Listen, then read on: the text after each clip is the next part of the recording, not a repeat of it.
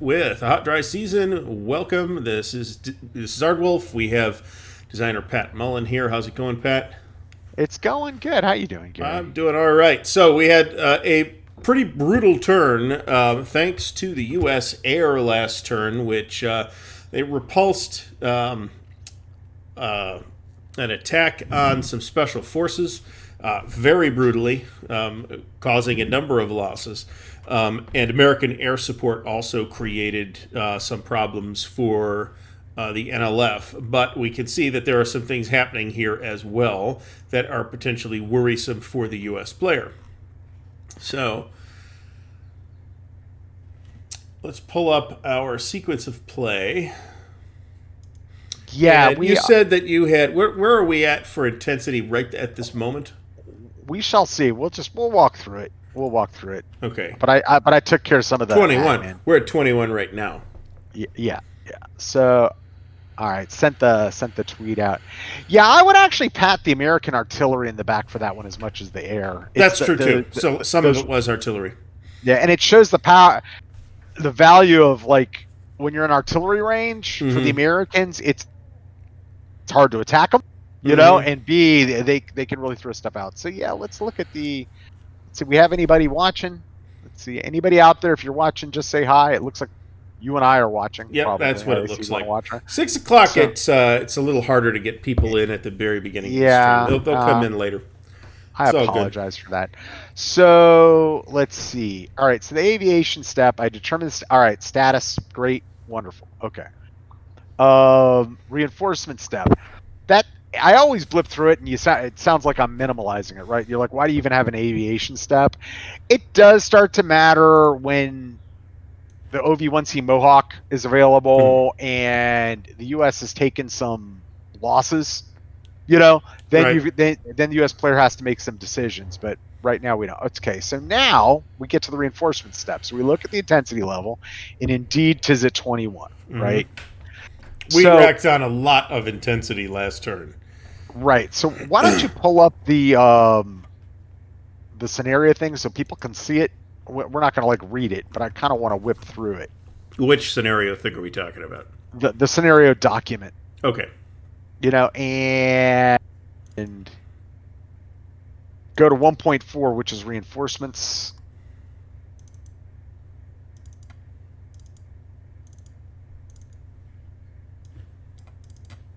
All right. And then 1.42 is U.S. reinforcements, right? Mm-hmm. Okay. So we're at 1.422 in this document, maybe numbered differently in the playbook, right? But okay. So when it reaches 20, we're officially at 20. Right. So that means reinforcing event, 1st Infantry Division takes command. So all below reinforcements are triggered by intensity level 20. Available is either on that day or future days as noted. Those available on the day the intensity level reaches 20 are noted by availability 1D day. Those available on successive days are noted by availability 1 ID day +1, +2, etc. Right? So place all reinforcements on the appropriate day of availability on the game track. So the first thing I'm going to do here now, which I didn't do, is I got to add 6 air points per turn. So I go up to 18. So come here, air points. And let me make, actually, I never fit this thing to width. I'm like, why does the game record track not go to, all right, so here we go. Can't see half the numbers. All right, so that goes there. And as you see, the U.S. gets a bump of replacements there. So we get 1, half and half, or just added in. All right, so that's MACV saying, oh, you need more stuff. And then we get a half and a half. So artillery gets flipped to its half side, and then aviation gets flipped to its half side. Okay. And then, having taken care of that track stuff, you see, okay, so 1 ID day, I get the 1st Infantry Division headquarters. I get, next is the aviation reinforcements. So all those aviation units show up. They're available 1 ID day. And I get the 2nd of the 18th Infantry Battalion. And I get B Troop 1st of the 4th. And after that, we start getting that 1 ID day +1. So I won't go into those. All right. But if you take a look at the game turn track, what I've done that's kind of what you do. We can't do it on this tracker. Okay. One of the fixers I got to do for Francisco Mm-hmm. is to have him make that whole area available, because the right. counters only stick to the top. But that's why they're so big, is you can place reinforcements and other markers in each of the game turn tracks, right? So all the stuff that's showing up right now is there next to that turn 5, and I've just put the other stuff kind of along the dial, right? So let me pull this stuff out, and then we'll figure out what happens. We don't want to do that. Hold on a second.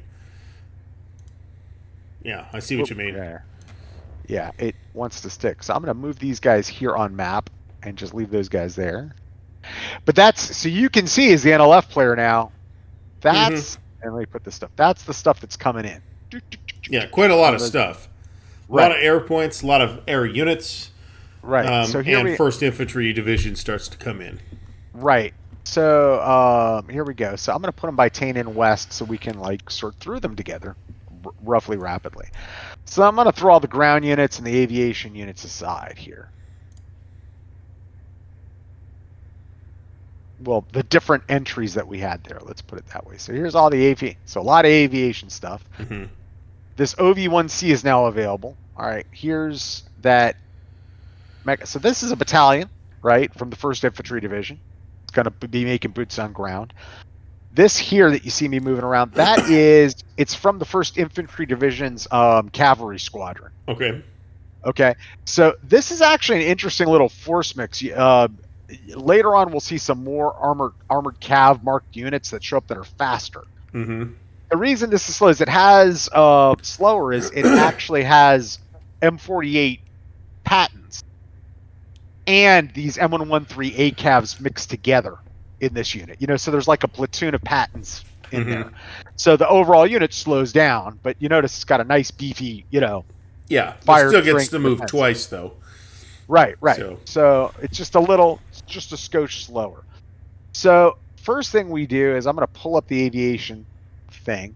You can watch with me. And that OV-1C, and it's placed on its SLAR side, is placed in Vung Tau Army Airfield. Mm-hmm. That is a aerial reconnaissance squadron that's now dedicated to this, and they're OV-1C Mohawks. I don't know how familiar you are with aviation. They're propeller-based aviation planes, and it has 2 sides. It's got a side called SLAR, which is side-looking airborne radar.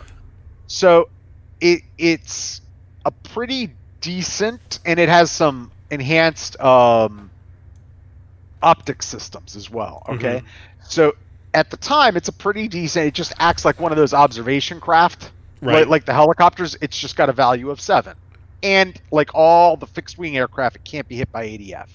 Okay. On its flip side, it performs a different function, and that function is Red Haze. Like, what the hell's Red Haze? Red Haze is the program name for what at that time was super secret, which is that this thing had infrared. That they had OV-1Cs had, some of them had an infrared package, etc. So they basically, as I will in a second, and I'm gonna keep it on its Red Haze side is going to be my decision. I'm going to flip it from SLAR.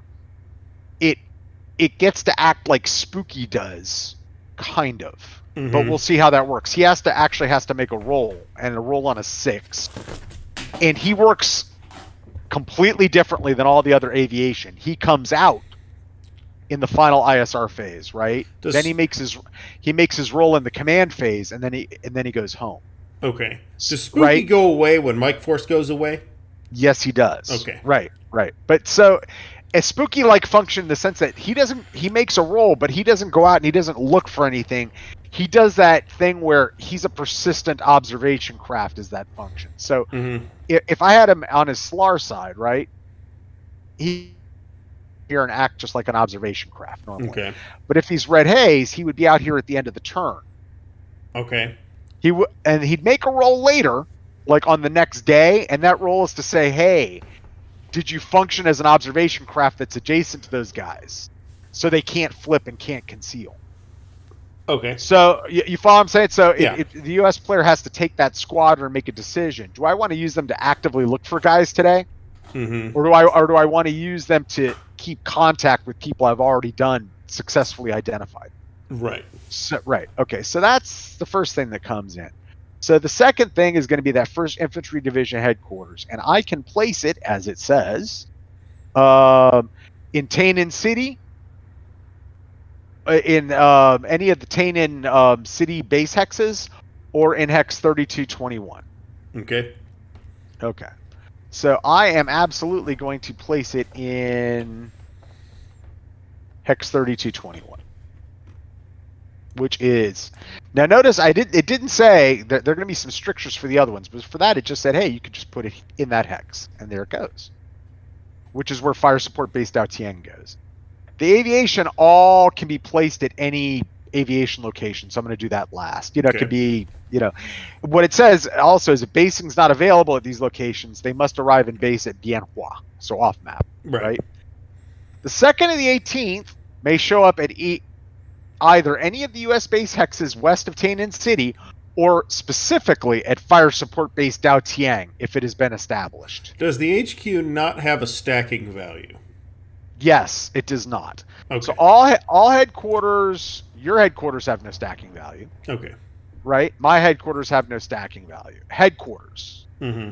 HHCs do. Okay. For the U.S. They're companies, okay? Also, as the game progresses, any platoons or detachments or whatever, they have no stacking value. Okay. So like that training team doesn't count. Like it can stack extra.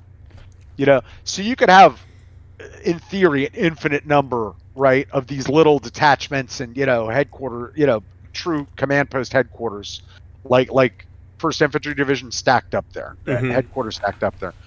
So all right, so that's that. Now we'll go back, and we've got the 2nd of the 18th. So where am I going to put them?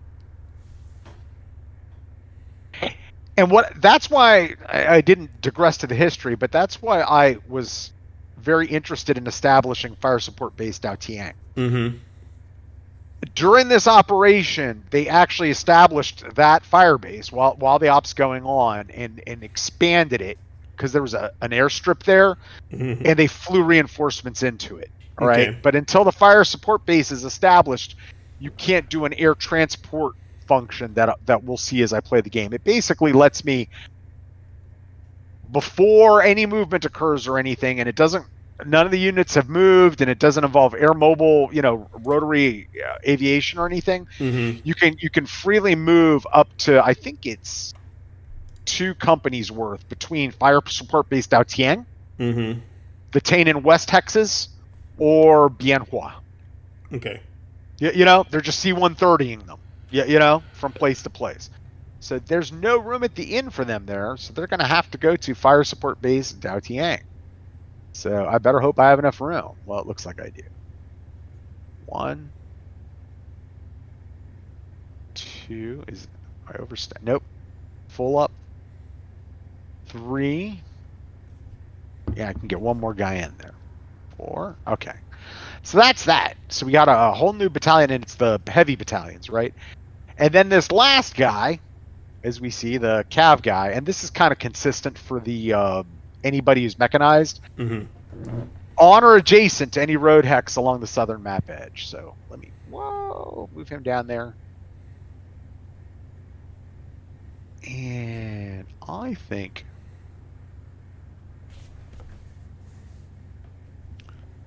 we're going to come in right there. Okay. Down in hex 2628. All right. Now let me send all the aviation. And look at all the aviation that showed up. And you'll notice there's one gunship that has an 8 value. Mm-hmm. They are...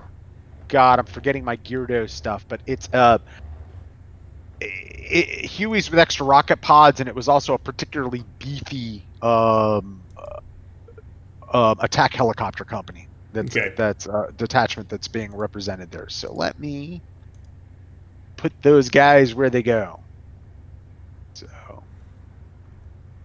it's one of the things compared when you just study Vietnam at the operational level that I always find so fascinating is how quickly things develop and happen in these operations compared to what you're used to reading when if you read World War II, so of course the Civil War, whatever, but like this, like we're going to reinforce with the division, and then boom, the headquarters there like that day. Right. You know, you're right. And let's see here. Yeah, yeah, yeah.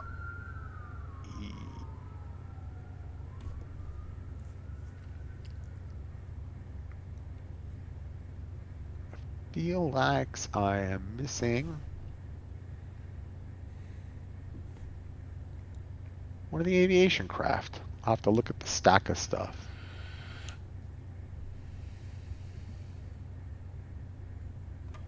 Oh, I see what's going on. It's just a little sticky here.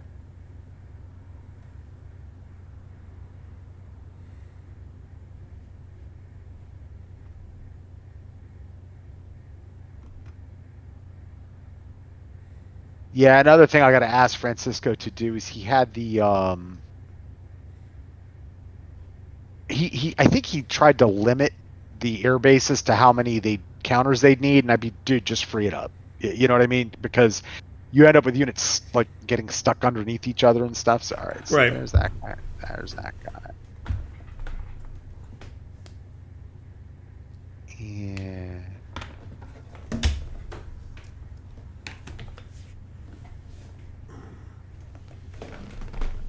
all right, and these two guys I'm gonna throw over here.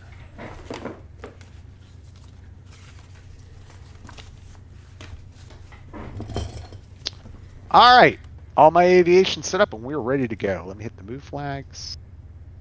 So boom, the US's first wave of reinforcements have come in. Let's see if any of these. Nobody in the chat. Quiet day. So let us now move to the replacement step. So now I get my normal replacement points. You don't get any, and it's 1/2/2, Mm-hmm. right? Because it's nobody gets them. It's turn 5. Nobody gets nothing. It's not a 2, and it's not a 3 turn. It's a not an even turn. Yeah.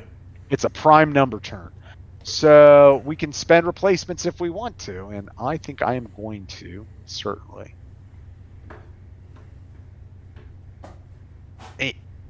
And you're free to replace guys too. Just remember the restrictions. Got to be with a headquarters or in a bunker or Stacked with the headquarters. Yep.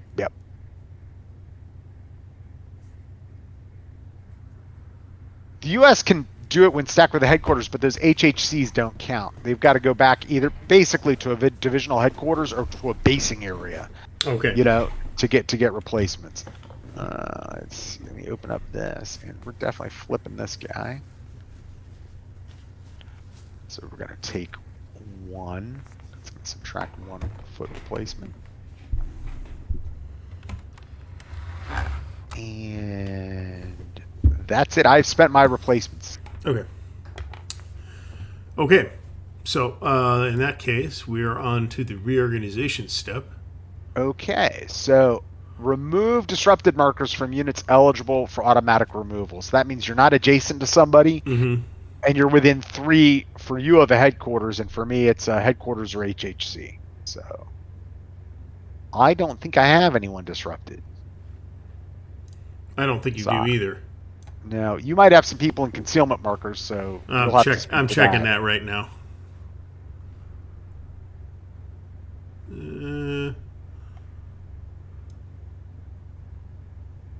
All right.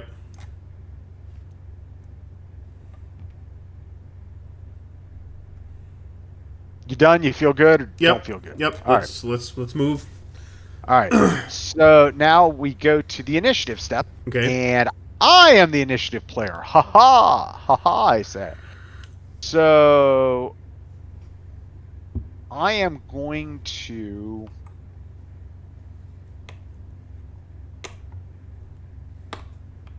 look at the map. See how you're positioned. And I think I want to do fires first and operations first. Yep. Okay. So let me, that is what I'm going to choose. Flip. And the other thing to remember is I got to get Mike Force out by the end of this turn, or it's very bad things for me. Mm-hmm. So, all right. So that's that. Now we move to fixing and unfixing. So Anybody who ain't adjacent or anything like that can be unfixed. For both of us.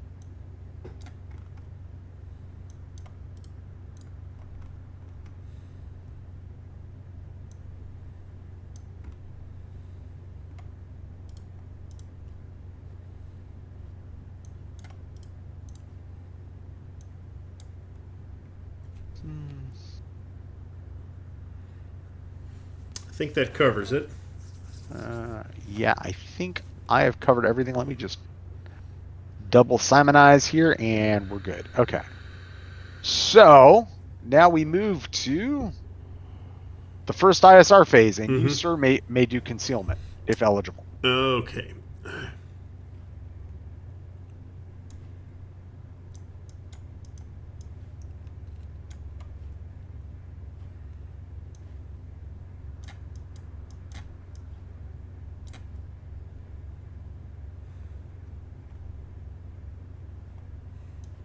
Some people call me the space cowboy. Yeah.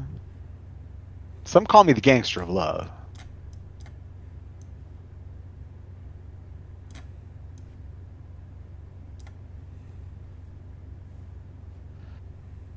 God, I gotta shut it down. So I've had to, as you know, post a couple things on like Facebook and like contact I'm so sorry.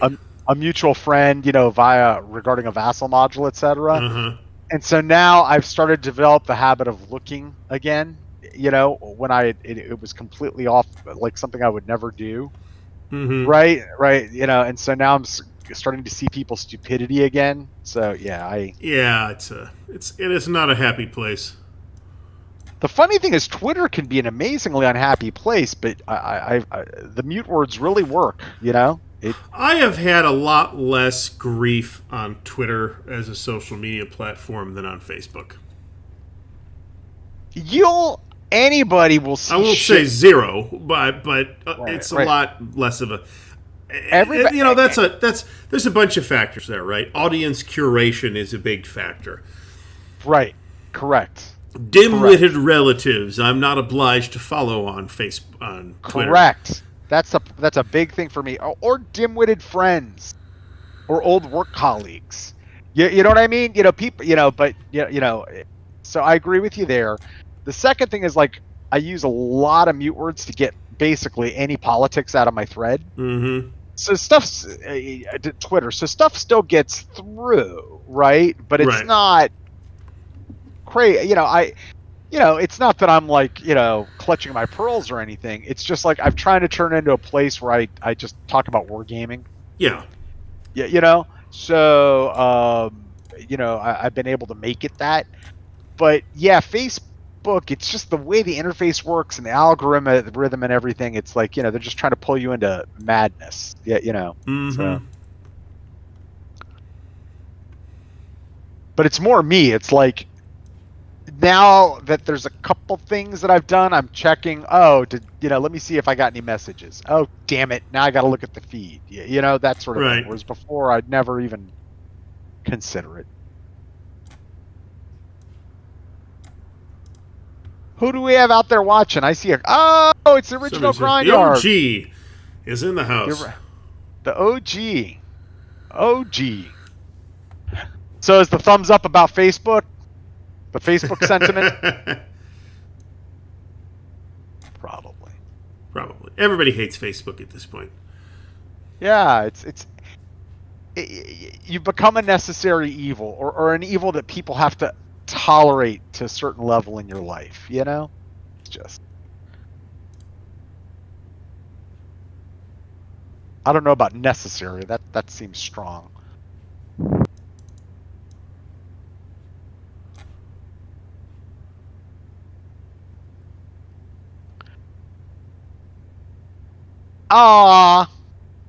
Thanks, OG.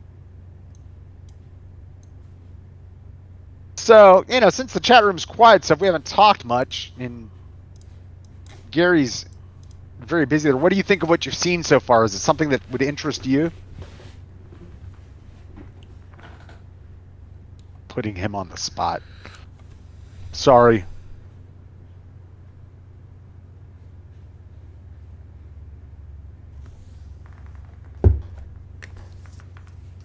All right, I am all set with concealment. Okay. So you're done with that. So now we can move to the aviation step. Boy, I got a lot of my aviating has just increased many folds. So let me see here.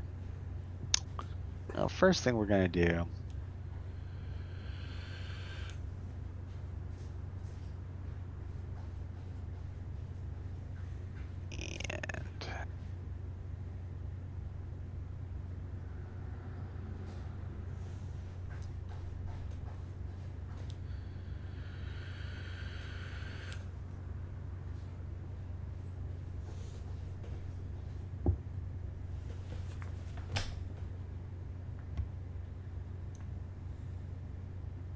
Well, we can always do that at a later time. I feel. What do you have around there? I feel pretty confident this turn. All right. Nah. Better safe than sorry. All right. So that's that.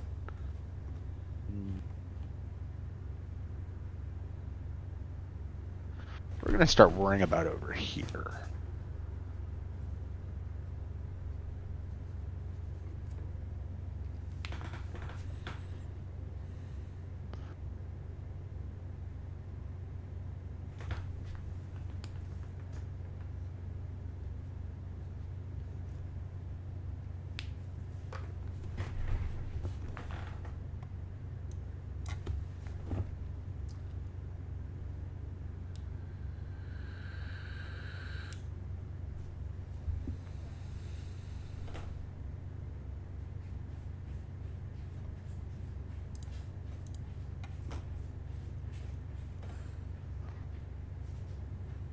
So at some point, I do feel like we've seen interest in a number of historically neglected wargaming topics be revived or blossom in the last, say, 10 years or so.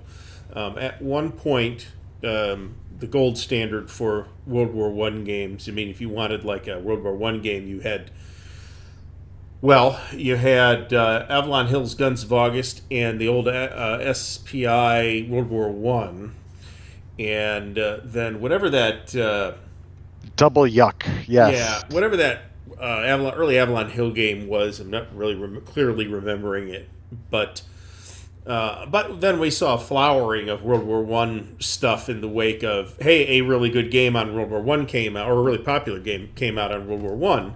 And the Centennial, I think, added to that too. That's true, but the phenomenon predates that by at least 5 years. So there has been an uptick in the number of things on Vietnam in the last couple of years. I can think of 3 things that have been released and just in the last, say, 2 years or so. One of which, admittedly, was a re-release, which is the GMT Anniversary Edition of Silver Bayonet. But even so, there's some folks that I've talked to that feel like that Vietnam is the next hot topic. You know, not like hot topic, but you know what I mean. Hot topics. I got you. That would be something else. I think the sweet spot. So what was the and the whole Cold War gone hot thing, which was very dormant for a long time, understandably, right? Because the whole situation went away. And now suddenly has exploded again with a wide variety of titles, a number of which are reimaginings on some level of older things. So right, I'd agree with that. I think. How can I? Let's see here. Definitely want that guy there. The NATO, the Next War in Europe, the old Victory Games title is coming back. Actually talked to the designer of that at Compass Expo. And a lot of people fondly remember that, apparently. I never played it back in the day.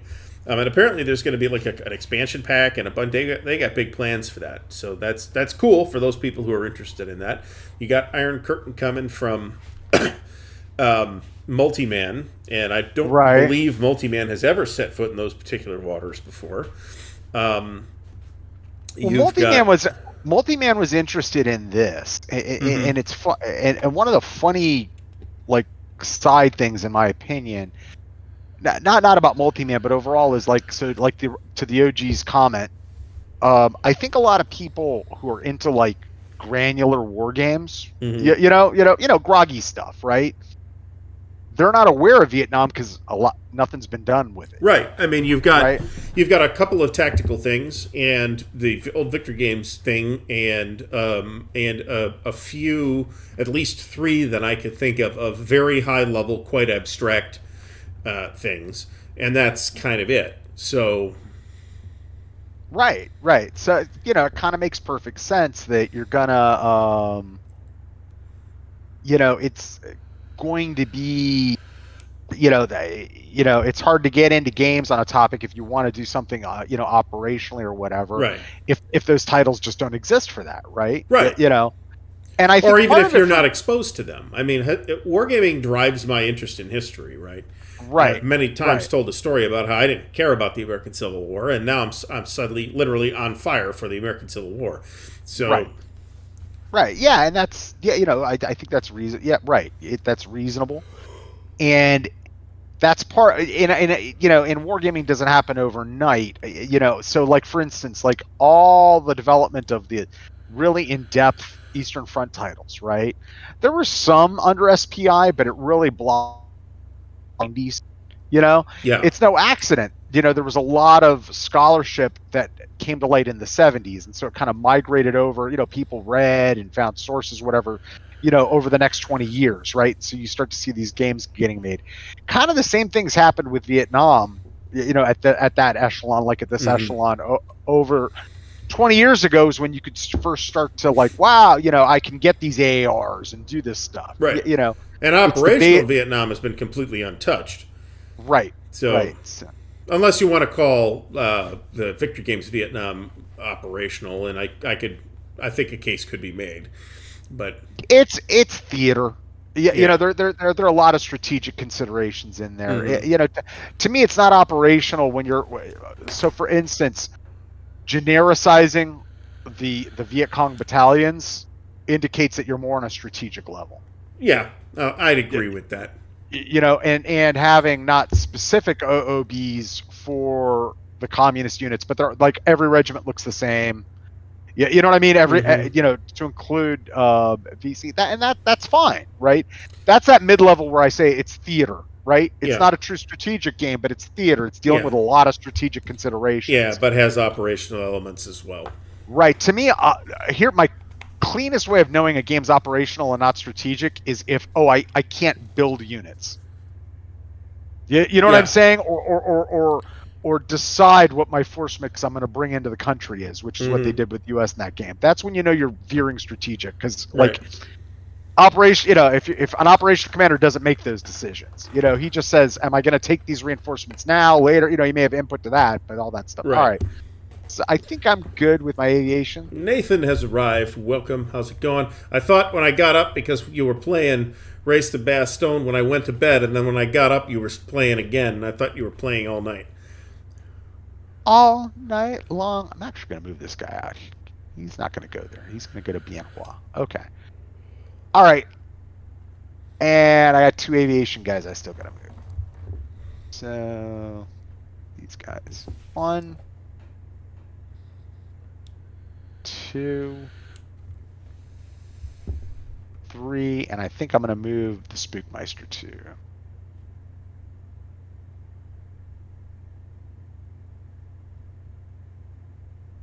We need to find out a lot about you right now over here. So that's our goal. So, all right, having moved all those dudes, do you have any ADF fire?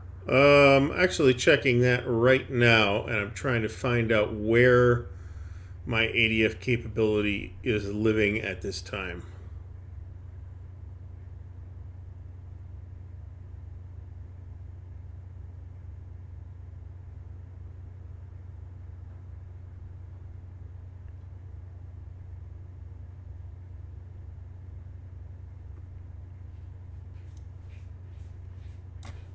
But having said that, I think this game, like Great Battles of the American Civil War, is to the Civil War I think this game is not the game to play. I'm going to play something involving the Vietnam War that I can do while eating in the time it takes me to eat 4 hot pretzels. Right? Right. That's not my design philosophy, right? I ain't doing that.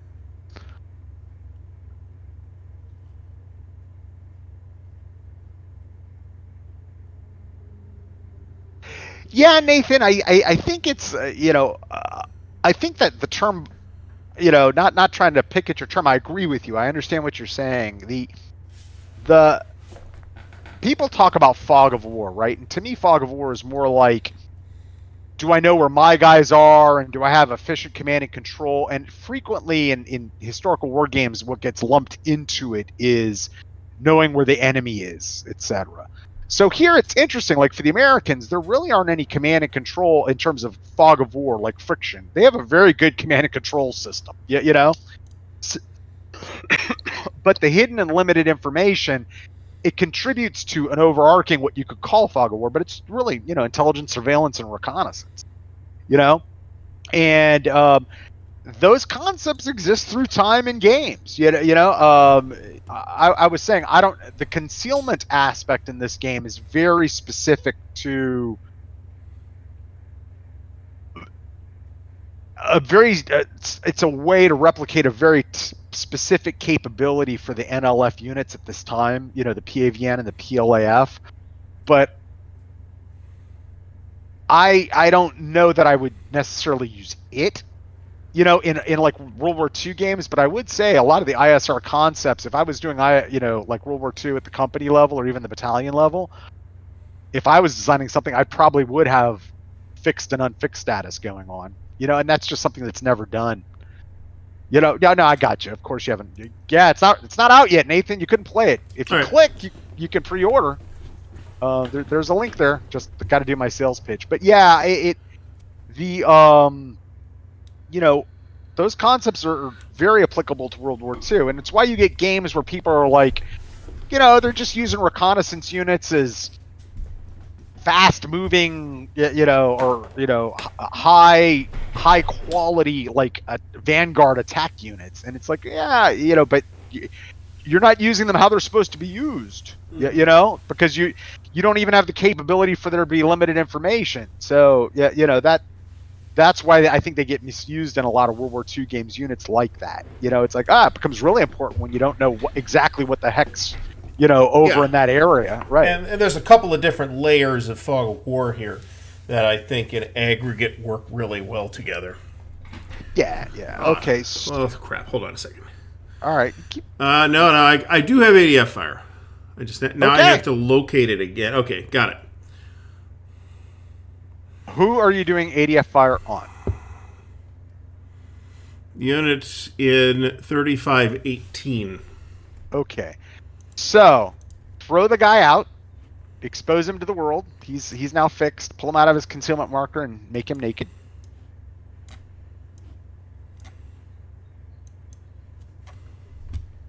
And fix him. He is fixed. Oh! Ooh, it is that guy. That guy is a nasty guy. All right. So you're firing. Let's pull up the table. Boop, boop, boop. ADF resolution. Fit to width. All right, so let's look at the mods. All right. Mm-hmm. So all the transportation, aviation stuff, it don't matter. You ain't in a bunker. Right. But that is the PLAF 394 unit, which has its own little modifier, because that is a quad 20 millimeter is what we see in front of us. That's why it moves a little slow. For the NLF with the 6, they're kind of hard to man transport around the jungle. Mm-hmm. And I'm not doing a surveillance mission now. But there is indeed more than 6 attack aviation AV in or adjacent to the target's hex. So you're in a net adjacent, okay. Yeah, so you are at a net -1 on that 2 to 5 table.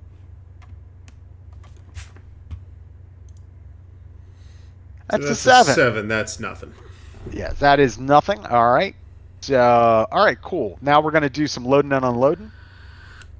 And let me see who am I. All right, so this guy, mission. Dude. Mission. Dude. And then we got nobody over here. Yep. Mission. Dude.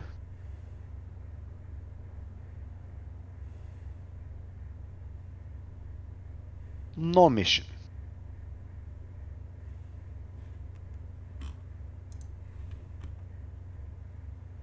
Mission. Dude.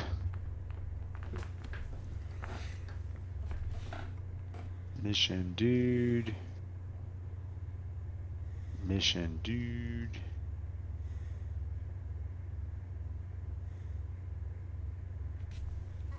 And we got a mission and a dude at Bienhua.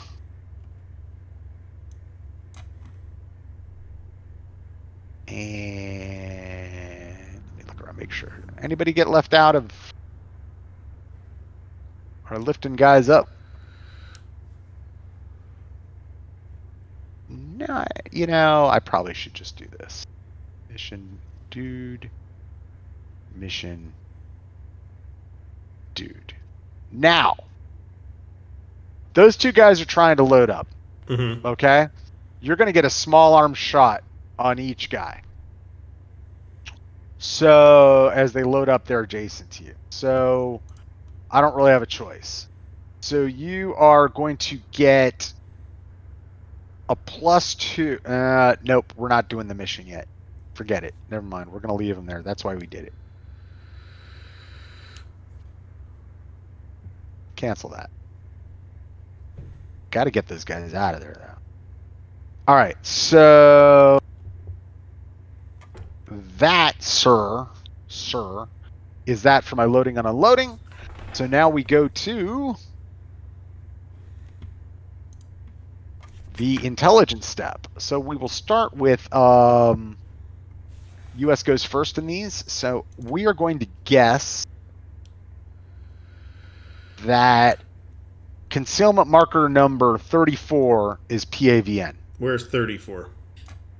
That is 3419.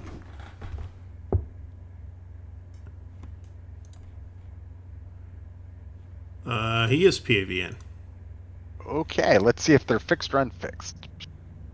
They are fixed, so throw them down, senor. Fixed. Even with the... What's the roll for that? 6. Unmodified by terrain. It's the ASA debt. The guys. Oh, okay. Yeah.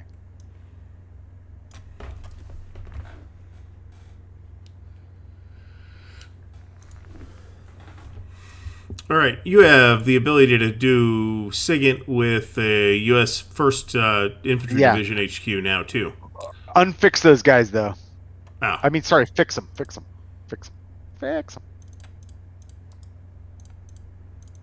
Okay. Yeah, indeed, I do, sir. And we are going to go after concealment marker number 45. And we look at the chart. And you are in Rubber Plantation. That is a trained CR mod of 2. So 1st Infantry Division needs to roll a 4 or less. They succeed quite wondrously. So if you have anybody in concealment marker number 45, they're revealed, but they are unfixed. There it is. It is a dummy. Okay, good. We like getting rid of dummies sometimes too.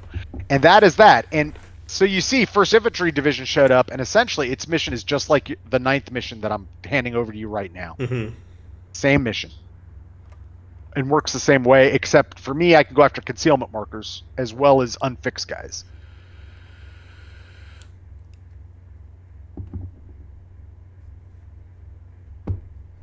And your 9th division it is over to you for your, all right. We'll pick 2717. 2717. Look at that. Well, there you go. So they're And now you get your human intelligence mission if you got it. I do. Might have more than one, actually.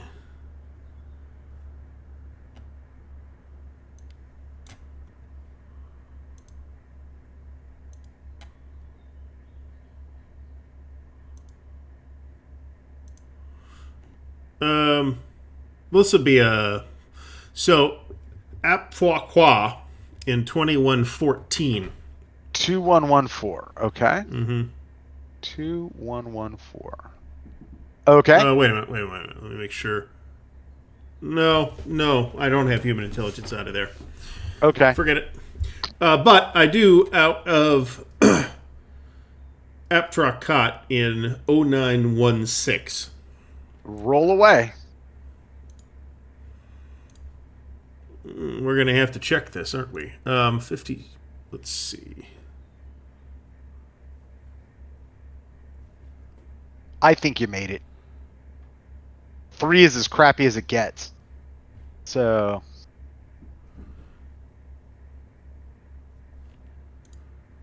Is that... I guess that's not modified by terrain. So yeah, I did make that. Yeah, total. Fixed. So the... Which I'm just doing as you see it happen. Anybody who's loaded on an aircraft is not unfixed. Okay. Get me? Right. So as you look at these hexes in the base, right, you can see who's fixed and unfixed. So obviously, right. So the unfixed guys are loaded. So, all right. So that's that. And I think that's it for all our intels. Oh, did you want to unfix anybody with the 9th Division? Or you did do that? I did that. Yeah. We're done. Yeah. Okay. So now we go to the surveillance step. All right. Let's start in places where I think. So we've got a bunch of observation craft over there by the Michelin plantation. So we'll start up here with 214. Okay.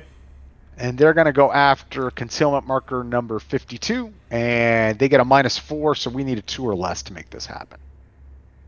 Well, some days you get lucky. There you go. All right, tis a decoy. And now we're going to go to 1117. They're going to go after concealment marker number 39. Actually, number 7. And they fail miserably. And then we are gonna do a mission with 2 F-17. So this is gonna give you another ADF roll. All right, let's roll it. See what happens. The same net modifiers as before, right? You get an extra -1, which is gonna matter because you're gonna hurt them. So it's a net -2. Yes. Even though they're conducting a. Okay, that's why. Yeah. Right. So that's a 9. That's an abort. That's an abort. So everybody in that hex aborts. John Longshore, welcome aboard.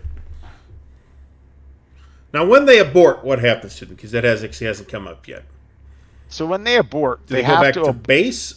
Yes, they have to abort to an on-map base. Okay. And that's where, so look, I'm sending them back to fire support base Dao Tiang, right? Mm-hmm. So that's a good example. So see, they go in that aborted section. Now, if this guy was damaged, let's say you got a hit, which you didn't, right? They'd still go there. Then, that's when I have to make those aviation decisions. Am I going to move the guy into refitting? Right. Am I going to keep using him for his function, etc.? So, but what happens to them is they just go home. Bye-bye. Okay. So, and that's lastly, Spooky is going to go after concealment marker number 45. And Spooky's going to need a 3 or less. 1 second. Where is... okay. 45. 47, excuse me. And he failed. 40. So, all right. I guess it doesn't matter. Right. So that's that. That is it for my surveillance. And now it is time for the Reconnaissance. So we've got a special forces unit, and we're going to go after concealment marker number 27, who is, hey, John Longshore, who is in Light Woods. Yeah, got him. And we're going to need a 5 or less. Yep, we rolled a 1, so 27 is revealed fixed. There you Thought go. so. We've got another concealment. We've got another special forces detachment that's going to go after 43. Fails.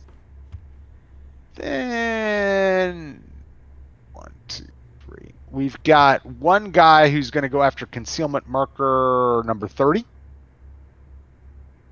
You are in Dense jungle. We need a 4 or less. He failed. We've got another guy who's going to go after.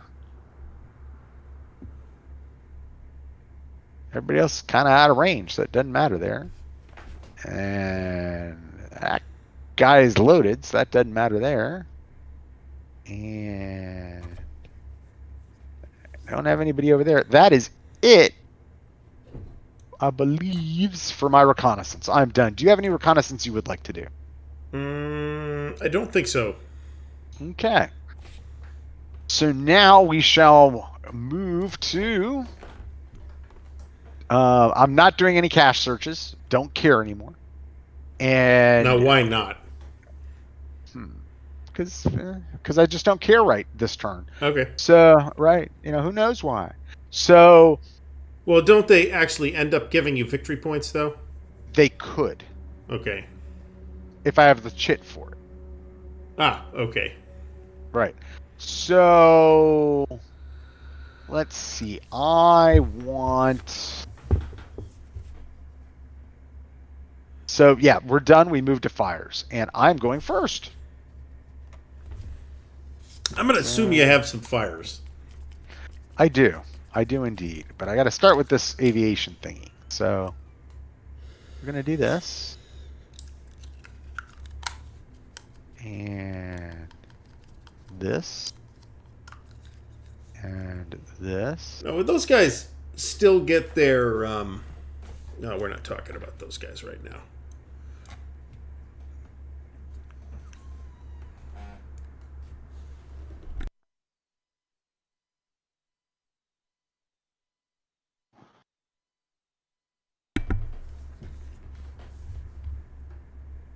Do I want to be bold?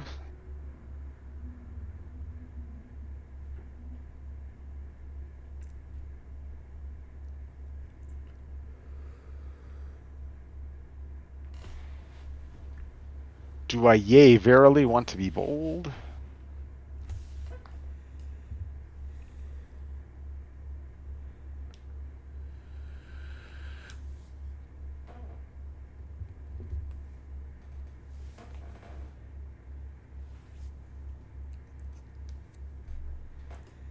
Think yea verily I want to be bold. These guys are going to go there.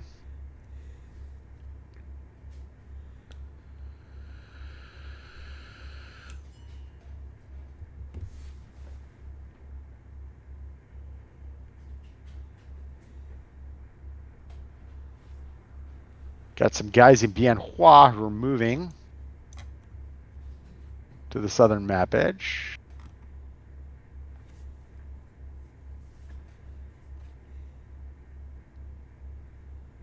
We got some other guys who are moving to the southern map edge.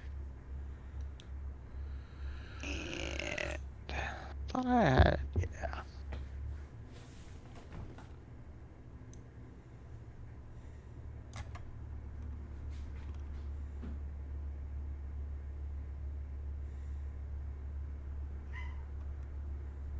What we'll do is put them there. These guys are going to go there. And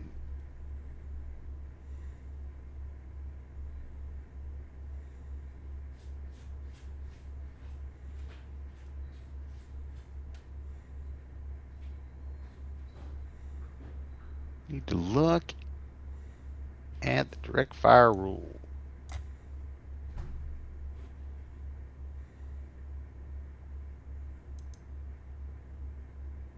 I haven't watched Kev's latest on GCACW yet.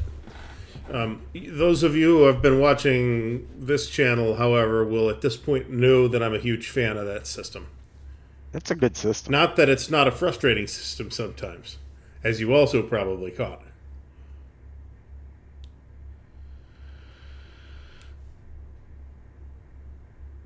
That's good. And then IDF.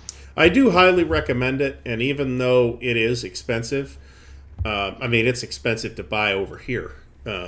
You do get an enormous quantity of play value in all of those modern sets. Nathan, if you're not familiar with NWS, you might want to check them out. That's just Google NWS online. You will find the best available prices on multi-man publishing product there. Okay. I believe I am done with my aviation movement, and it is time to see if I can do any fires. So let me see here. 1, 2, 3, 4, 5, 6.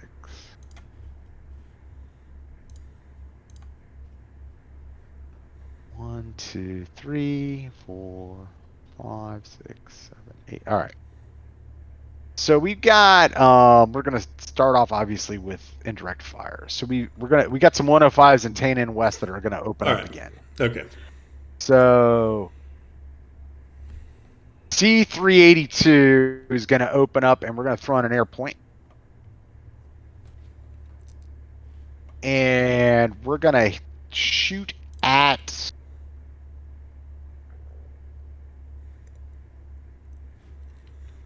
Which is interesting because there's at least 3 Australians with wargaming channels that I can think of off the top of my head. Yeah, I think they're warlike people. Yeah. So we're gonna shoot at hex 1011, and you are in light jungle. Yep. So that is gonna mean a -3 on the fire resolution chart. Let me fit to width.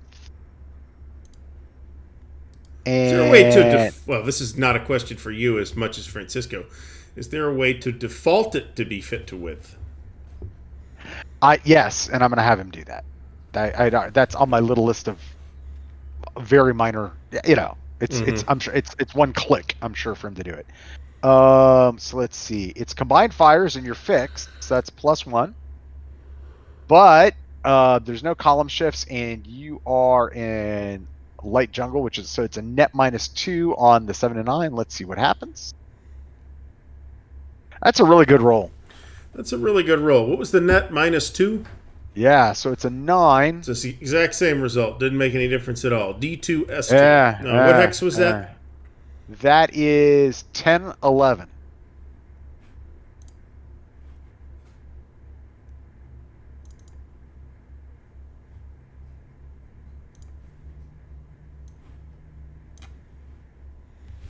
Are you just going to kill him? He's dead. That's 2 steps. 2 steps. Okay, so that's 2 U.S. victory points. Yay! And it's 2 intensities. All right. Well, if you buy direct from MMP right now, if nothing else, you're helping them clean out their warehouse after that last sale. Let's see here. So we're going to take the other guy. We're going to add in an air point down to 16, and we're going to light up. That's a really good roll, though. I don't think I'm going to roll that well all the time, but I'm going to try to go after hex 1111, where the guys from the 272nd are visible. Okay. So, and it's the same roll. It's a net -2, and here we go. That's a 7. It's a D1, S1. Yeah. So I'll get 1 victory point, 1 intensity. That's still a good roll. I rolled a 9. I've been rolling like I should be in Vegas the last couple of fires phases. All right, so that's good. I like hurting you and making your offensives, stand down a little bit. And now we are going to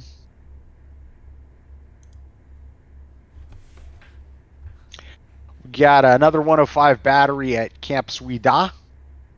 And we're going to do the same thing. Throw in an air point. Go down to 15. And we are going to nail the PLAF where the mortars are. That stack. I got reasons to not trust U.S. Postal Service tracking right now. So, or UPS or FedEx. So, all right, which hex was this? I'm hitting 2713 from Camp Suida and an airpoint. Okay. So it's same thing. It's 7 to 9, and now I roll some crap. So now that -2 matters. It becomes a 3, which is diddly squat. So all right. So that's that. And don't feel too bad. My Operation Mercury apparently hasn't even shipped yet. So. Although I guess I didn't check it today. My Operation Mercury and my Rock of the Marne both arrived 2 days ago. There are all kinds of people who got theirs already. I am apparently always the last to be shipped their shit. It's something about Columbus, Ohio. Maybe. Yep, still hasn't MMP. shipped. Yeah, MMP East Coast, DC, Baltimore to Florida, no problemo. All right. So we're doing another one of those 7 to 9 things against that same guy with this unit that just unfixed itself in 2417, another battery. So it's same roll. It's net -2. And that's called nothing. That's called squadoosh. And do I want to do anything with any air points and bombardments? Because this is time for me to figure that out. And the answer to that is no. No, the answer to that is yes. We are going to just take 4 air points. And we're going to run a nice bombing raid on X3418, where the ADF guys showed up. Okay. And so we're on the 4. It's bombardment, so it's -2. Okay. You're fixed, so it's -1. And then you're in rubber plantation, so it's a net -3. So this is just like a wing and a prayer on the 4 table. So that's a minus. Let me look at that terrain, actually. Although that shouldn't really matter for barrage. The CR mod is -4 for aviation. Got it. Right. So it's a total of -3. Oh, John Longshore, you haven't even seen the meme that's going around for that. Apparently, Columbus is the original home of a celebrity called Guy Fieri. So there's probably an official petition to rename Columbus, Ohio, Flavortown. I'm not even making this up. So that's a D1 result. All right, what hex was that? All right, gotcha.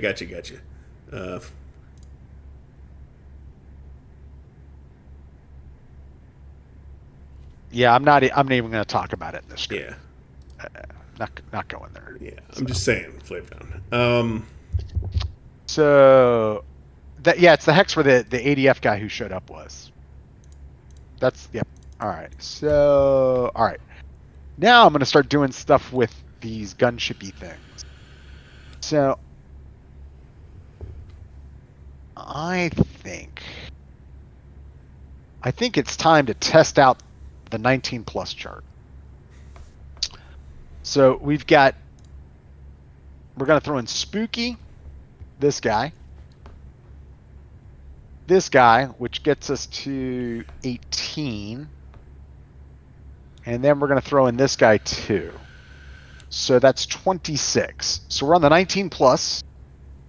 You're fixed. Mm-hmm. And then we get +1 for every 3 AV over 18. So that's an extra +2, basically. And then, so that's a net modifier of +3. You're in rubber plantation, so we're on the max chart with a net +1. It's a 9 on the max chart. It's a D3, S3. Right.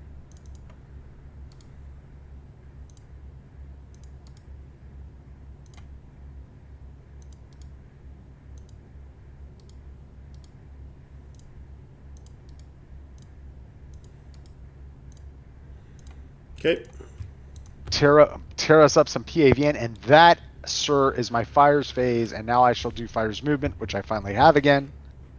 And that's going to be 1.5, 2, 3, 4.5, 5. Now, this is the first time we're seeing this, strangely enough, in this game. We haven't been in contact a lot and moved. I just ended a move next to concealment marker 53. You can get a automatic 1 hex reaction move. Does it have to be away? Not into my Zoc. So that's the only, that's it. Cool, indeed. All right, so over to you for your fires phase. I don't know. Well.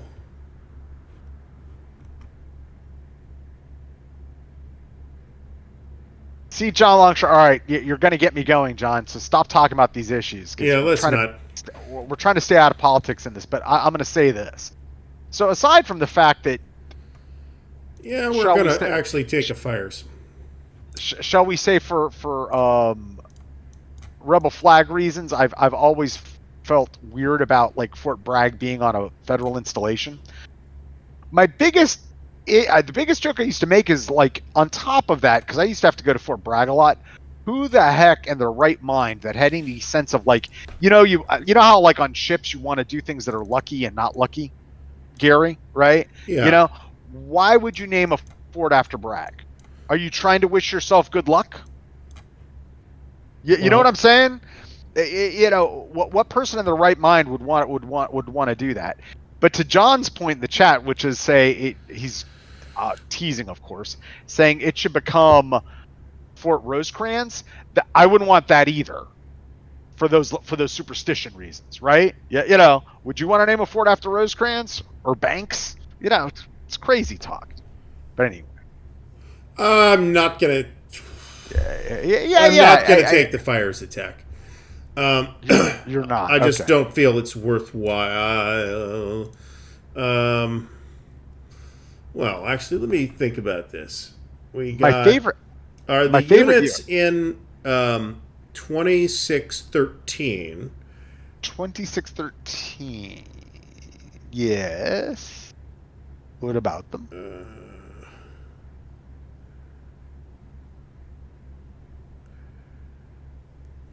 2613? Yeah. Oh, those guys. Yeah, they're not loaded. They're not loaded. They're just there.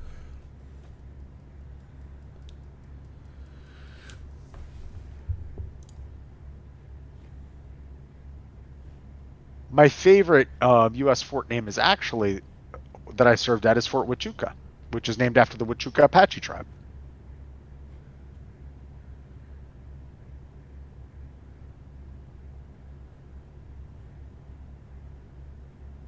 No, we're not going to do a fires. Okay. So, not doing fires, we move to the operations phase. Okay. I have some operating to do. And it begins with...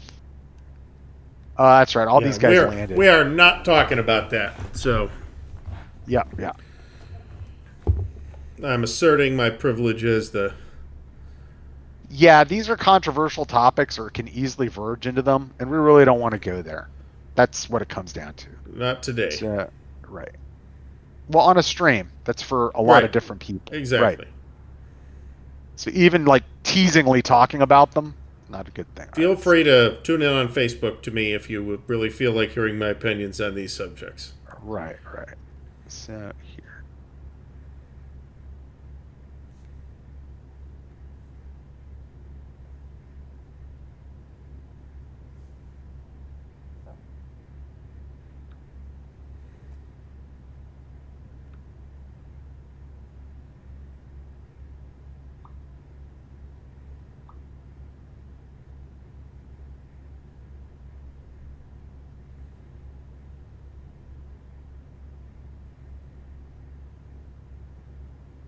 That's kind of how I look at it. The whole rest of the world's fighting all the time on the internet and social media, right? I'm going to start talking about Nickelback if you people don't shut up. This is my safe space. So let's see here. This guy's going to go over here. These guys are just going to back off for now. No, they're actually... I mean, I would play Nickelback, but I would get in trouble again with YouTube. Yeah, well, why would you want to? Well, that's a good point. Do you really like Nickelback? No, tell me. Nobody Okay, really all does. All right. I cannot even think of a Nickelback song off the top of my head. The only thing I know about them really is everybody hates them, and I'm sure I've heard some of their stuff. And they did some stuff for the Daredevil soundtrack, the Daredevil, Ben Affleck Daredevil. Right. So, a movie everyone loves. A beloved classic with Ben Affleck. We are going to...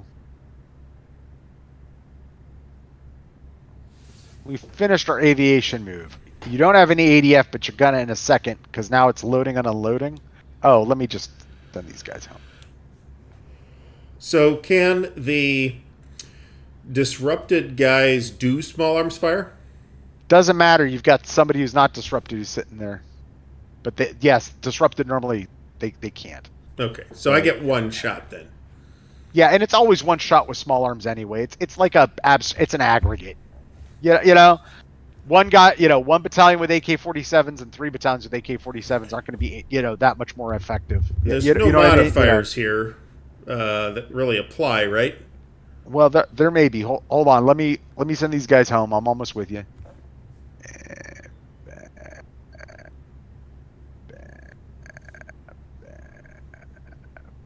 Okay.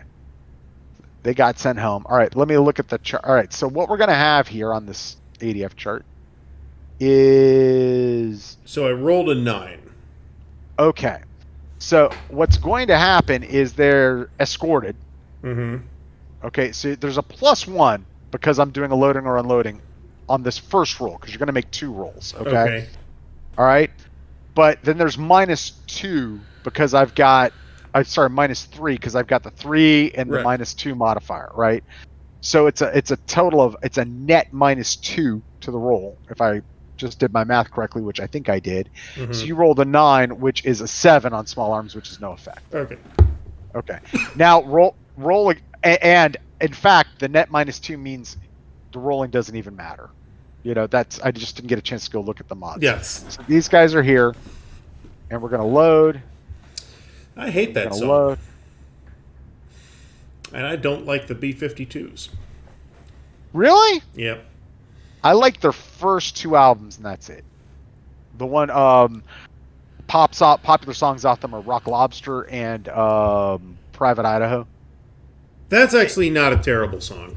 Right. The reason they sound different, they sound so good, is their first guitarist was with them. One of the singer's brothers is looking back is considered a legendary guitarist.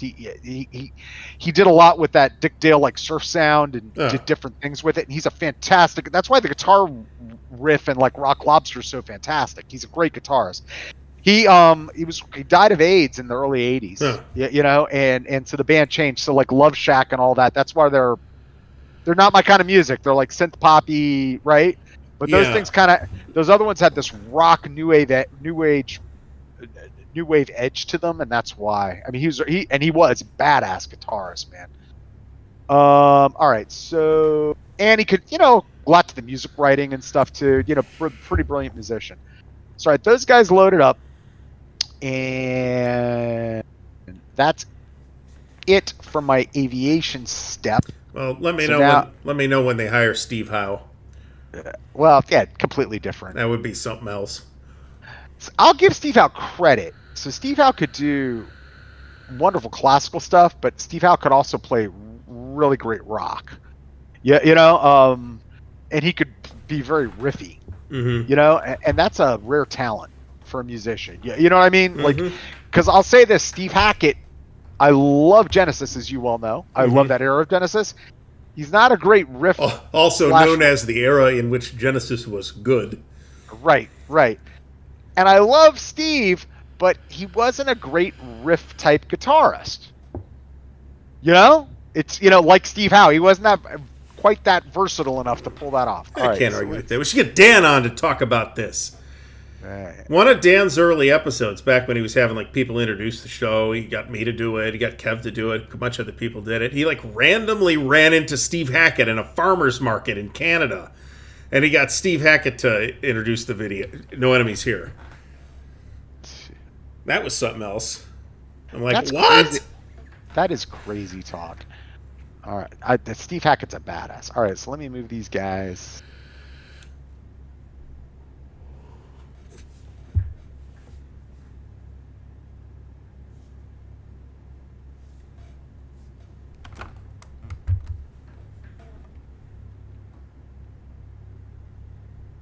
And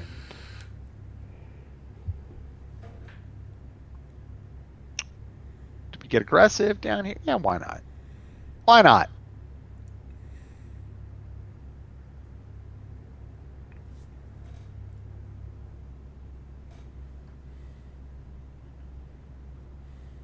Doesn't look that aggressive. 3, We can have a whole, obviously have a whole stream talking about this. 2, 5. 2, 5. About the 3 different bands that produced music under the name Genesis. Yeah, I am a fan of the second band. See, I like the first 2. Actually, there are 4 bands. Okay. If you want to really get technical, because you've got pre-Phil and Right. then pre-Steve. Okay, so I don't really like the first band. Okay. Okay, I like the second band, which is the classic lineup with Right. Peter Gabriel. Right. I like the third. I like the third band. I like better that than era the- too, before they turned like- into a straight pop act. Right. Right. I like them better than the second band, which is basically with Steve and then no Peter, and then after Steve left, that is my third favorite. And then really once you get past Duke, I don't much like them anymore. How's that? Fair enough. Let's see. I think the first 2 albums after Gabriel left, I like still. Might have been 3. After that, they became just a straight, fairly unlikable pop band. Yeah. No, well, I like. I'll still give credit to. And then there were 3 is underrated, and I really like Duke. Okay, yeah, Duke to me is up there, a close second. So my favorite Genesis albums might be Wind and Wuthering and Trick of the Tail. Okay, Trick of the Tail is a very good album.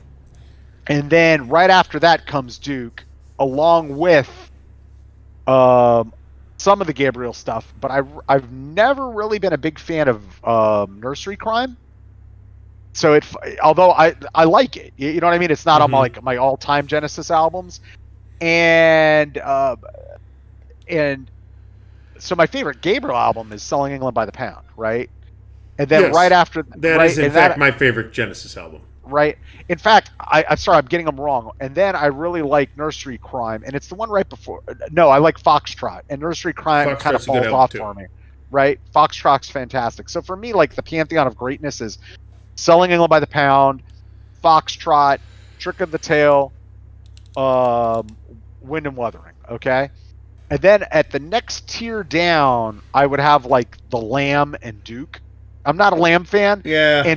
And Duke's missing something, right? And then I really just don't like Nursery Crime, so that's kind of down there for me with and then there were 3, right? And then basically and Abacab Abacab's a good album. and Genesis, right? And then below that, I really don't like their first album, right? I think it's as bad in very different ways as like Invisible Touch and all that crap. What was the first album called? From Genesis to Revelation. Okay, it is not as good as Selling England by the Pound. I can tell you that. Well, no, I don't dislike it though. all it has on it is the knife, and everything else is like, I couldn't tell you a track. They're not memorable. They're Yes. like background noise, right? Yeah. So if that's that, then how's that different than Invisible Touch, where really it's just background noise? Well, You know, that's my evaluation thing. Now there are some things they've done after that are actually outright repulsive. But Invisible Touch is like a competent thing that doesn't matter. I dislike that song intensely. Well, yes, I agree. And it's a shame that's the only tour I was ever able to see them on. Yeah, I'm sorry. So, they Be sure to tune in next week where the topic will be Jethro Tull. Let's see. So that guy's going to go there. All right, so done my ops there. Done them here. Done them there. Here and there he does his ops. All right. I have finished my movement. And I do not have any... I think. Let me think about that. Yes, I have thought about it. I have no ground attacks I would like to conduct. Okay. Oh, and I've got to unfix this guy because I moved to Jason. Unfixed. Okay. That is that. Over to you for your operations phase. Okay. Wipe out all the movements. Yep, go ahead. Wipe them out. All right, let's see what we can do here.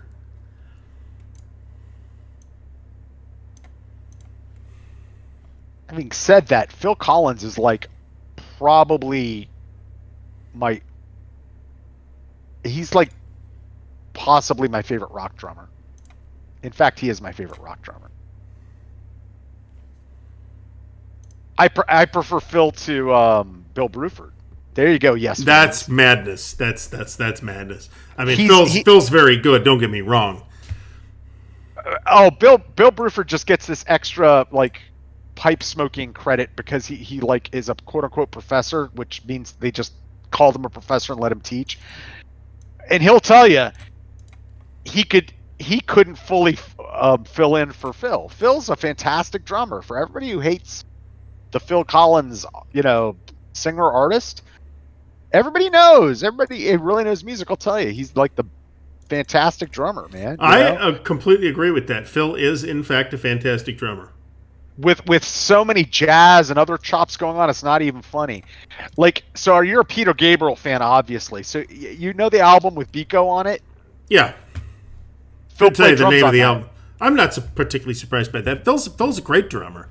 Yeah. I have no qualms admitting to that whatsoever. Brian Eno, when Eno gave them like Frippatronics, I think it was for the Lamb. They asked what he wanted in money, and what he wanted Phil to play on his second solo album.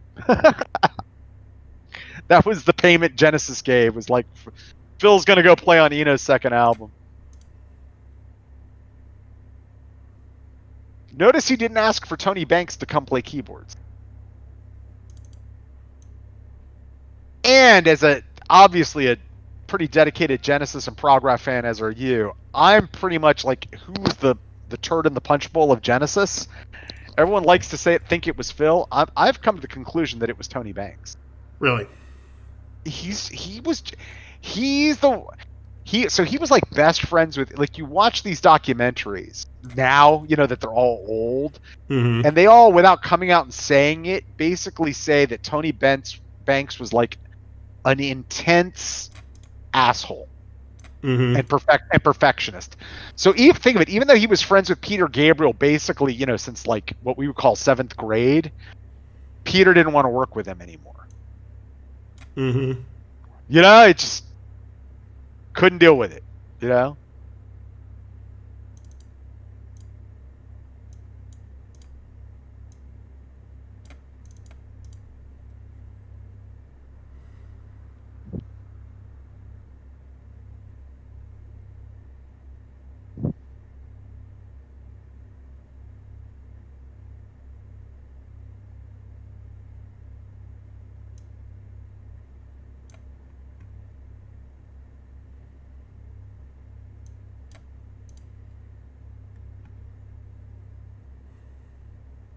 She seems to have an invisible touch. Oh, it's such a horrible song. But even I Genesis, despise that song. Even the album Genesis, like the song "Mama," it's a pretty good song. Yeah, it's not prog rock anymore. you know, but that's a good song.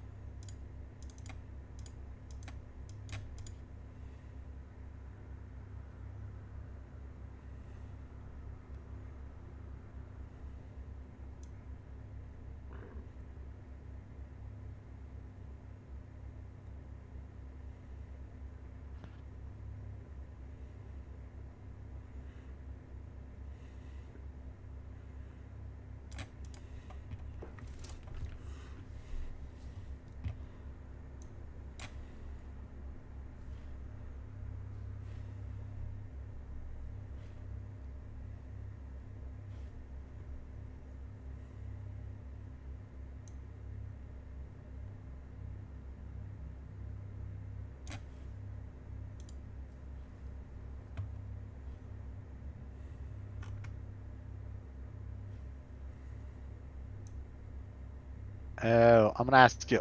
Let me ask you to let me bogart 2 aviation moves. It's not gonna matter. One guy's going to Bienhua. Bienhua.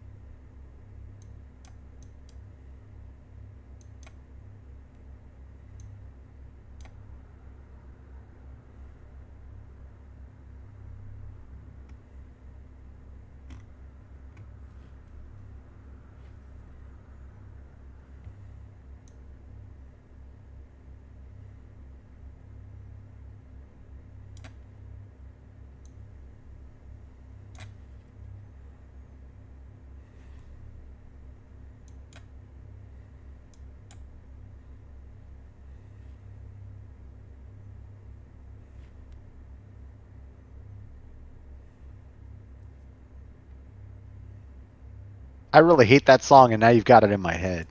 Invisible Touch. Yeah, I'm blaming John Longshore for this tragedy. I blame him for most things.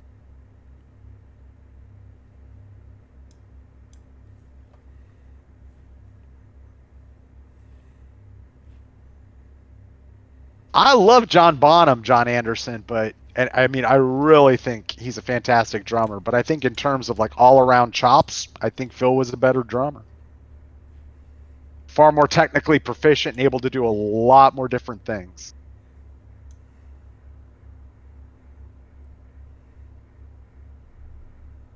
That's a big shame. I saw something about him the other day. He basically, you know, and it's the same fate of all drummers, right? He can't do it anymore physically. Mm-hmm. You know, and in an interview, he was like, you know, it's the thing that really hurts him the most about music. You know,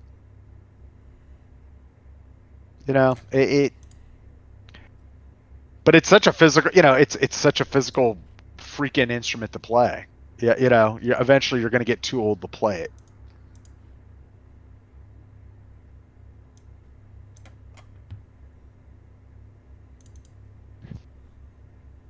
Come on, the drum work on Apocalypse and 9/8. Oof.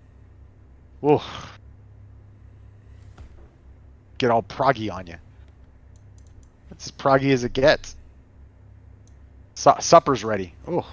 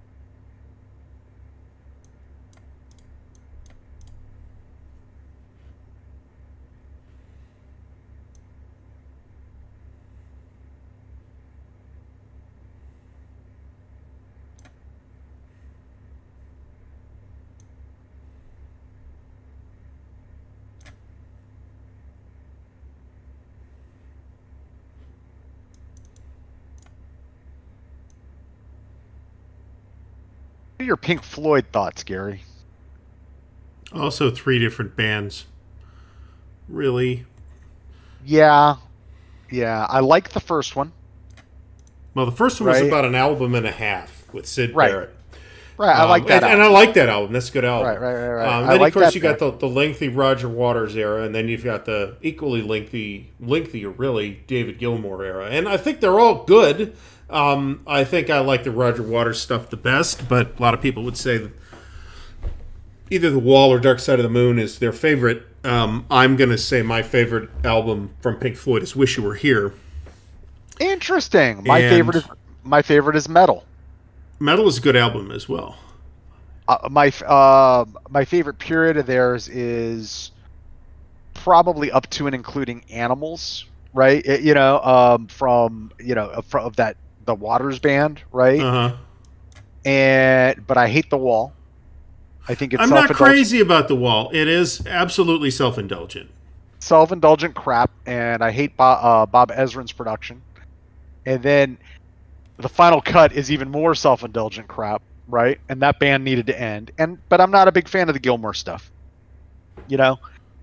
It's like a Pink Floyd. It's like Beatlemania for Pink Floyd. Mm-hmm. Yeah.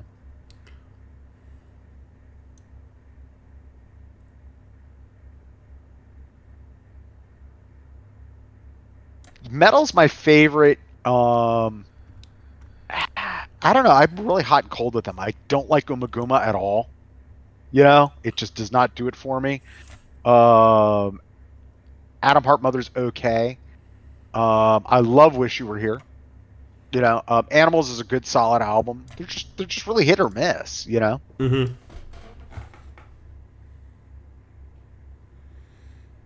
I am done.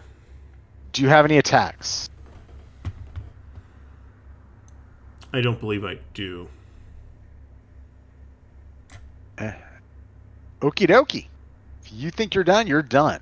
I'm gonna hit the move flag. Let me just verify. Hold on one second. Just let me check something here. Yeah, no, we're good. We're good. All right. So now, final ISR phase. Let's make this happen. So I actually need to look up the OV1C because I ain't used it in a while.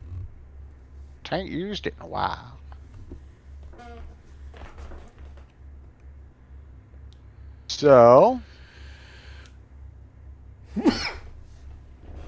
poor Gary. That's okay. So, a lot of the Pink Floyd's an interesting band for any number of reasons. One observation I've made about Pink Floyd is that nobody really sounds like Pink Floyd, right? Tons of people sound like Jimmy Page because Jimmy Page was very popular and widely imitated. Nobody was able to imitate. There are certain bands that nobody was ever able to replicate their sound, right? The Doors is another one. Nobody was ever really able to successfully replicate that. There's like one or two Queensryche songs that kind of sound like Pink Floyd because that's what they were trying to do at the time. Nobody really sounds like them. The other thing is you really have to listen to the albums rather than the primary example of that thing. Albums are not even a thing anymore, right? Because music is all released digitally.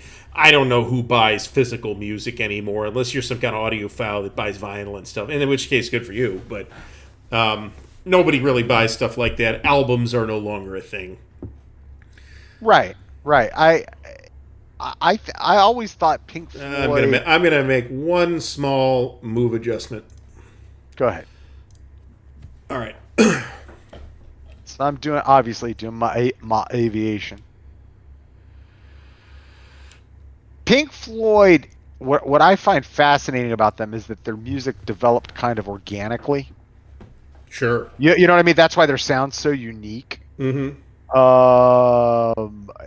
So you had this band, then throw Gilmour in the mix, and you know what I mean. It's not people who flopped around a bunch of different bands or they were session musicians. They just did their thing. So that's why their sound became so like you said, nobody sounded like that. And they had a cohesive sound too. It didn't change. I mean, unlike say Yes or King Crimson, where the album lineup changes every album.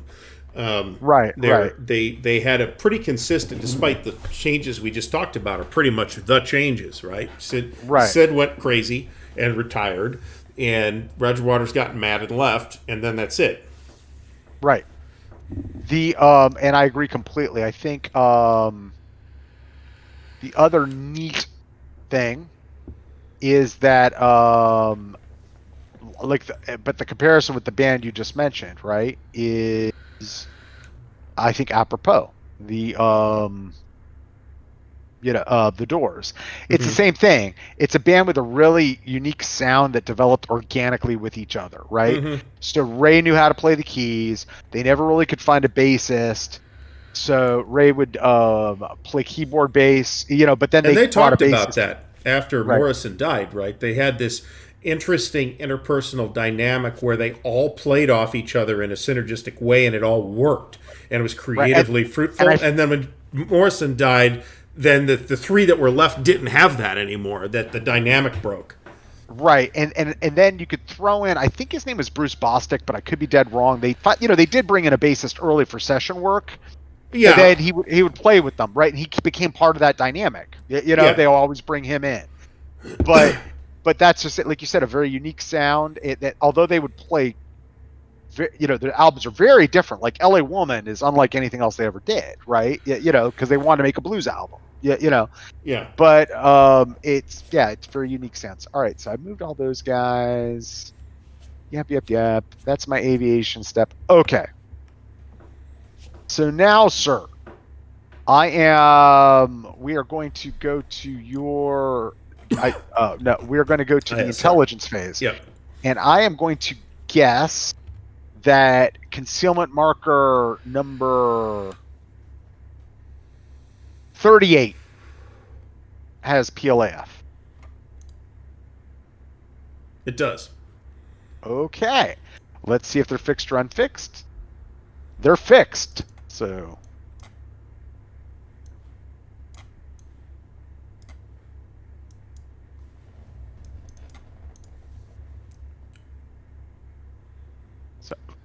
so fix them and they're good. Yep. Okay. 'Tis a battery. Okay, a battery of mortars. All right. So, company of mortars actually. So now First Infantry Division is going to go after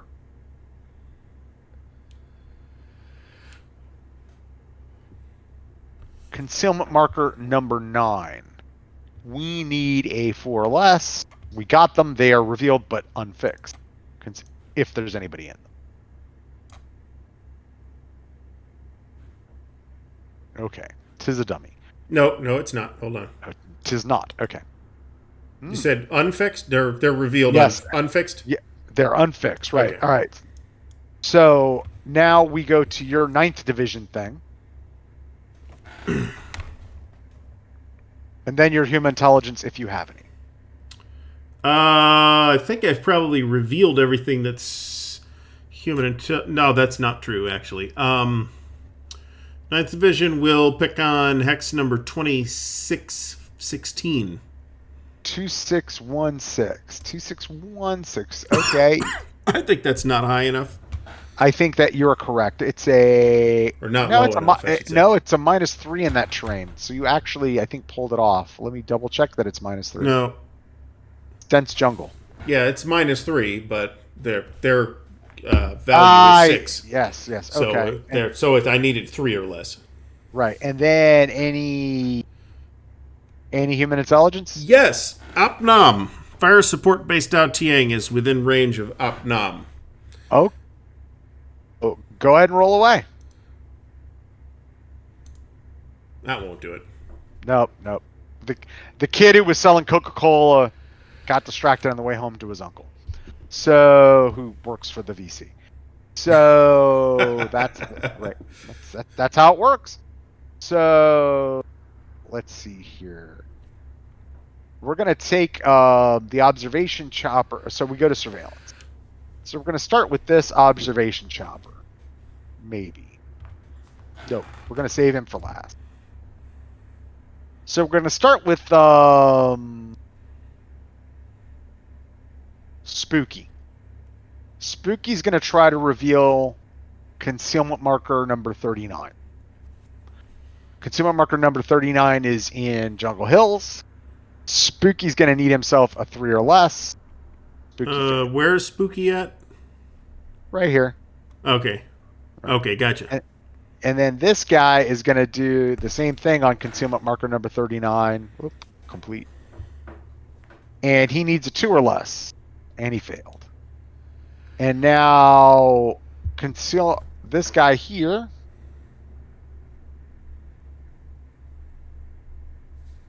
Wait, I got another observation craft sitting around somewhere. God bless America.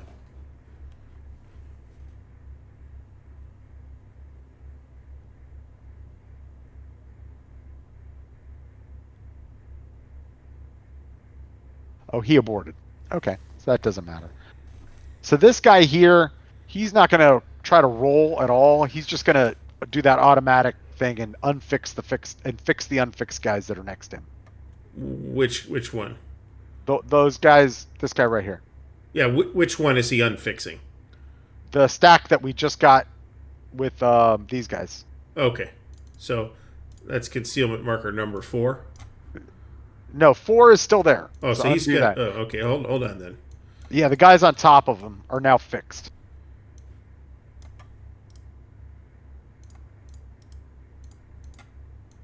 Okay, cool. And that is it for my surveillance. So 'tis reconnaissance times. So we got a guy who's going to go after concealment marker number 55 and is going to need a 5 or less and gets him. 55 is revealed, fixed. Okay, there you go. We've got a guy who's going to go after concealment marker number 32 and is going to need a 5 or less. And he fails. And so we're gone from that area. And I don't think we got any. We got a guy who's going to go after concealment marker number 22 there, kind of in the cash zone. Okay. He's going to need a 4 or less. Got him. Revealed and fixed.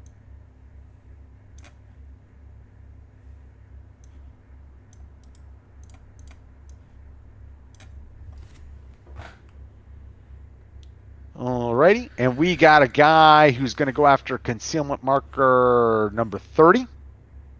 And he's going to need a 5 or less. Fails. We got a guy who's going to go after concealment marker number 53. He's going to need a 5 or less. Failed. And I believe, sir, that is it for all my reconnaissance. Well, no, hold on. Yep, that's it. So, do you have any reconnaissance you need to do? I might. I have some counter hunting to do here. This, give me a second. Yeah, fire support base .tiang. These guys are fixed, right? They are in fact fixed. It is automatic, so let me do that.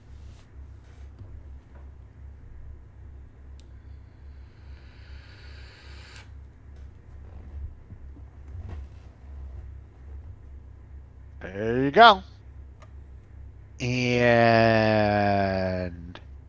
that's it for the reconnaissance phase. So ISR is over.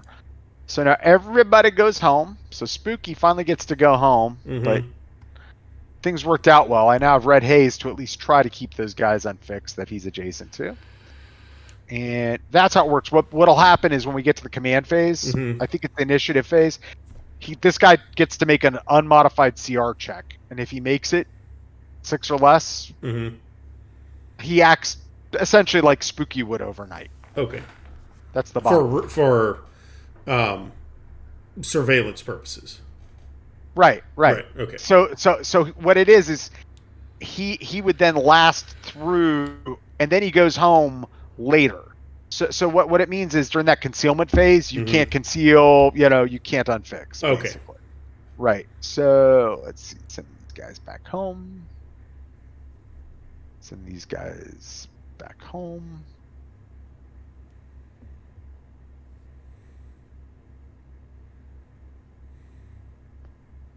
Send Spooky home. Spooky goes home. That's the last you're going to see of Mike Force for a while.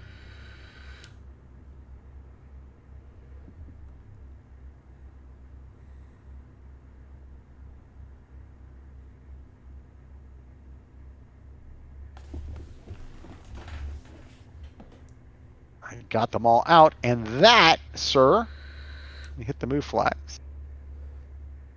That is the end of the game. Let's hit the end of the turn. Let's hit the end turn button.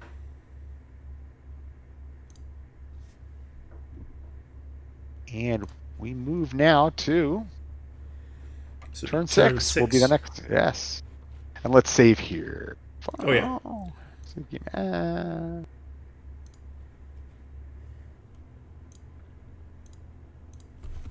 Turn 6 begin. All right. Well, I wish everyone somewhat in the less stream a good bloody night. turn than last turn, but this was a kind of operational maneuver turn for the NLF where Yeah, you're a very experienced wargamer, so I think people who've played war games like extensively, like you do, right? There are a lot of process. I'm very pleased to see that you're just getting it's like gut level. So you're as the NLF, you already know you've already sussed out the systems. Like, okay, this is what I need to do to conceal. I need to scatter. All that sort, which you're just doing naturally. Mm-hmm. Which I'm pleased. Yeah, I think if it was an introductory war game where someone wasn't that experienced, they might need a little more time to learn that, but not you. So it's a compliment. I'm saying, you're a good player. Well, thanks. I appreciate that. But my mom says I'm a good player too. Yeah. No, but it's true. I think that's what the NLF have to do, right? Well, so if you're caught, you're exposed. A lot of this is a lot of the feeling that you get for war games with whatever war game is actually tempo, right? Right. You've got to understand the tempo, and some games you really have to play at a time or two to really get that. Like the good example that I can think of offhand is the Victory Games Korean War. You really have to, and actually, the OCS Korean War for that matter. You have to understand the tempo because there's a timetable that you have to keep in mind. Things happen at certain times, and things can happen at certain other times, and this is no less true of this. Really, I mean, you sometimes you need to take a turn or two or whatever to reposition. Right, and there's a the NLF can frequently do in the game take a pasting from U.S. fires, right? Yeah. And the trick with the NLF is break contact. Yeah. Well, what would have happened if I would have rolled an 11 instead of a 3 attack in Mike Force last turn, right? I mean, that would have been instead of me disrupting my entire force and I think losing a step or something like that. That would have been more like a DR1, but you had nowhere to retreat, so there would have been massacred. Right. So actually, it happens. I think we had one hex to squirt out of, and that's one of the things I did intentionally in this game. Right, is like Zocs don't cut it. Right, if you want to surround and kill somebody, you have to do that. Right. Yeah, so on retreats. But the other thing though is like having played the NLF many times, it can feel like there are times you're like, oh, he's just beating the crap out of me as the U.S., right? Mm-hmm. But your advantage is concealment. Right. And the way to regain that is you break contact. Mm-hmm. You then put yourself in a position where you can conceal. Yep. Right? And I pulled a lot of dummies off last turn, too. Right. Then you undisrupt yourself and you get healthy. And the only thing the U.S. has to fight that are those persistent surveillance capabilities like the OV1C that just came on, or adjacency. The U.S.'s option is, so sometimes for the U.S. it pays if they're going after the NLF. Sometimes it's a good move to go last. Mm-hmm. So move and then maintain adjacency. I didn't want to do that this turn, right? But if you're bird dogging them, for the U.S. the best move would have been to go last and then try to maintain contact. I like the mini cat and mouse that goes on. Yeah, absolutely. I do too. All right, thanks everybody for showing up. We will be playing again at 6 p.m. On Friday. So tune in then, and then of course we will be starting something on Sunday. So thanks everybody for showing up, and I'll see you next time. Good night, everybody.